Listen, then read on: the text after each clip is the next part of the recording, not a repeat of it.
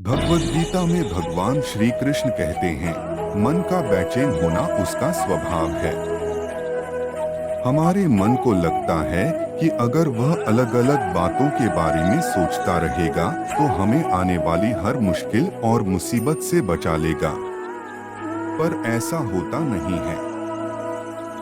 हम अपने जीवन का काफी अधिक समय सोच विचार करके परेशान होने में निकाल देते हैं।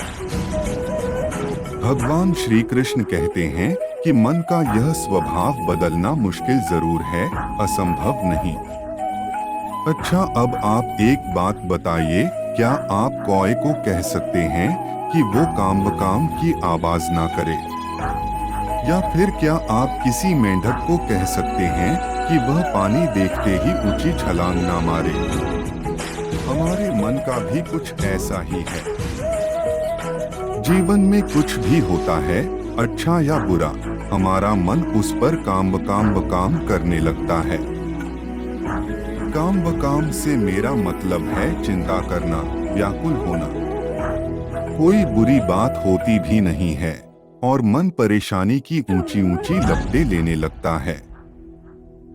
कभी कभी तो मुझे ऐसा लगता है कि हम में से कई लोग सिर्फ परेशान होने के लिए जीते हैं। सारी परेशानी, पीड़ा, दुविधा अक्सर हमारी मन की बनाई हुई कहानियां होती हैं।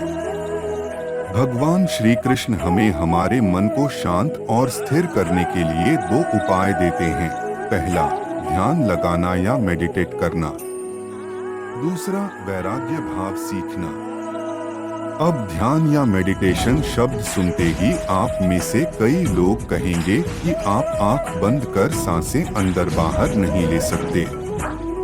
यहाँ हम सब गलती कर बैठते हैं। मेडिटेशन या ध्यान का मतलब सिर्फ आंख बंद कर बैठना नहीं होता। मेडिटेशन का मतलब होता है अपना पूरा ध्यान किसी चीज पर लगाना और उसे हटने नहीं देना। अगर आप रोटी बना रहे हैं तो सिर्फ उस बात पर ध्यान दीजिए। अगर आप पिक्चर देख रहे हैं तो अपना पूरा ध्यान पिक्चर पर लगाएं।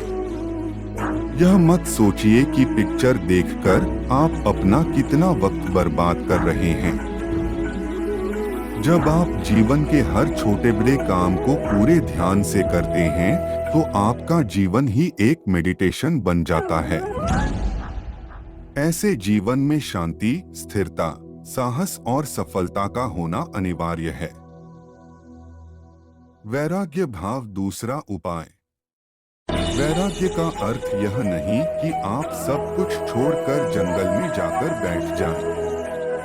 वैराग्य का सच्चा अर्थ है कि आप जो काम कर रहे हैं उसका क्या नतीजा या रिजल्ट निकलेगा उसकी चिंता ना करें। जैसे अगर आपने कोई इंटरव्यू दिया, आप यह कर सकते हैं कि पूरे मन से तैयारी करें और अपना बेस्ट देकर आ जाएं। वह नौकरी मिलना या ना मिलना आपके हाथ में नहीं है।